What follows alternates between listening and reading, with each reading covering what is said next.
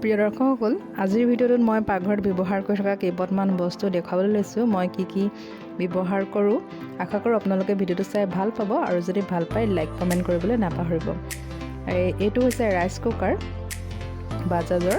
ইয়াত মই ভাতো বনাওঁ, দাইলো বনাওঁ আৰু কেতিয়াবা বইল কৰিবলৈও ব্যৱহাৰ কৰোঁ। ইয়াত দুটা চচ দিছিলে আৰু ঢাকনখন এখন, আৰু মিক্সিটো সদায় প্ৰয়োজন হৈয়ে থাকে। আৰু এইটো ইলেক্ট্ৰনিক কেটলি, এইটো প্ৰয়োজন হৈ থাকে চাহ বনাবলৈকে হওক, পানী গৰম কৰি লওঁ। মই যিকেইটা বেছিকৈ ব্যৱহাৰ কৰোঁ সেইকেইটাহে মই আপোনালোকক দেখাইছোঁ। আৰু মোৰ কুকাৰ এটাই আছে, এইটো হগিন্সৰ। আৰু এইখন হৈছে মোৰ ক'লা কেৰাহীখন। এইখনতো বনাই খুবেই ভাল লাগে। এইখন মই প্ৰায়ে ব্যৱহাৰ কৰোঁ। বাহিৰ চাইডে ৰঙা হয় আৰু ভিতৰটো ক'লা। ইয়াতো বনাই ভালেই লাগে। মই বেছিকৈ ভাজি বনাওঁ আৰু গ্ৰেভিবোৰো বনোৱা হয় এই ক'লা কেৰাহীটোতে। আৰু তাৰ কাৰণে মই এইখন হেতা ব্যৱহাৰ কৰোঁ, কাঠৰ হেতাখন। ননষ্টিকিবোৰত কাঠৰ হেতা ব্যৱহাৰ কৰোঁ। আৰু এইখন মোৰ খুবেই প্ৰিয় হয়, ব্যৱহাৰ কৰিয়ে থাকোঁ প্ৰায়। আৰু এই সৰু ডাবৰটো মই আপোনালোকে চাগে ভিডিঅ'ত দেখিয়ে থাকে।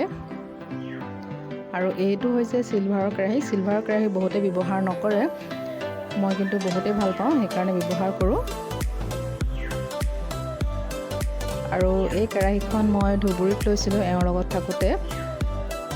মই ধুবুৰীৰ পৰা লৈ আহিলোঁ। দুজনৰ কাৰণে বহুত ডাঙৰ হয় কেৰাহীখন। এতিয়া ঘৰতেই ব্যৱহাৰ কৰোঁ। এইখনত মাছ মাংস মই সকলো বনাওঁ ইয়াতে।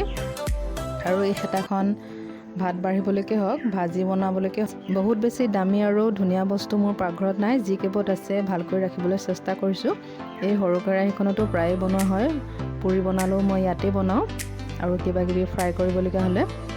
আৰু এই পেনকেইখনত মই সৰুখনত মাছ বইল কৰিবলৈ ব্যৱহাৰ কৰোঁ। এইখন তেলত ভজা আৰু ফ্ৰাই কৰা কিবা কিবিবোৰ এইখন পেনতেই মই ভাজোঁ। এইখনতো ভাজি মোৰ ভালেই লাগে। আৰু এইখনত মই এতিয়ালৈকে নিৰামিষে বনাওঁ। কেতিয়াবা ঘৰলৈ নিৰামিষ খোৱা মানুহ আহে, তেতিয়া এইখন এক্সট্ৰাকৈ মই ৰাখিছোঁ। এইখনতেই মই বনাওঁ তেতিয়া।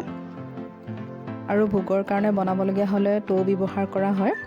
আৰু এইটো মই সদায় ব্যৱহাৰ কৰি থাকোঁ। কেতিয়াবা একেটা কেৰাহীতে বনাই থাকিলে ইয়াত ৰাখি লওঁ মই, গৰম হৈ থাকে। আৰু এইটো হৈছে চাহ বনোৱা চচটো। চাহ আমি খুব কমকৈহে খাওঁ, গৰম পানী বেছি খাওঁ আমি। আৰু এখন আছে ট্ৰেখন। এই ট্ৰেখন নিৰ্লনৰ হয়, ননষ্টিক। এইখনো মই ব্যৱহাৰ কৰোঁ, সদায় ব্যৱহাৰ কৰোঁ। বাহিৰ চাইডে অকণমান লেতেৰাও হৈছে। এইখনো ব্যৱহাৰ কৰি ভালেই লাগে। প্ৰিয় দৰ্শকসকল, ইমানেই আছিল আজিৰ ভিডিঅ'টোত। যিকেইপদ বস্তু মই সদায় পাকঘৰত ব্যৱহাৰ কৰি থাকোঁ, আৰু যিকেইপদ বস্তু সদায় নহ'লেই নহয়, সেইকেইপদ মই আপোনালোকক দেখুৱালোঁ। ভাল লাগিলে লাইক কমেণ্ট কৰিব। লগতে নতুন ৰেচিপি সোৱাদ ল'বলৈ মোৰ চেনেলটো আপোনালোকে ছাবস্ক্ৰাইব কৰি ল'ব, আৰু কাষতে থকা বেল আইকনটো প্ৰেছ কৰি ল'ব। তেন্তে আজিলৈ আহোঁ, অন্য দিনে আমি এটা সুন্দৰ ৰেচিপিৰ সৈতে। Thank U.